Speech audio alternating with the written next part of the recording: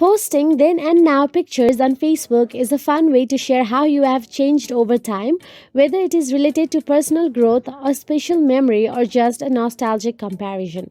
So, here's a step by step guide on how to do it. Firstly, make sure that your Facebook is updated to the latest version of your Facebook app.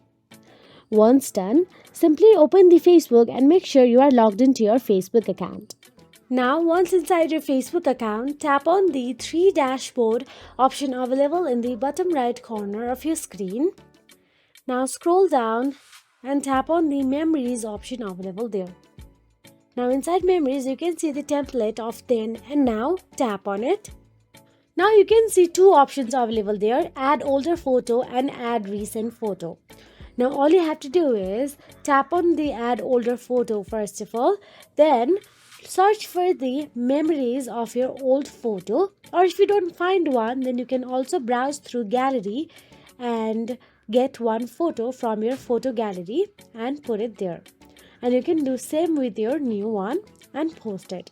So that is it. If you found this video helpful, please like, share and subscribe, and thank you so much for watching.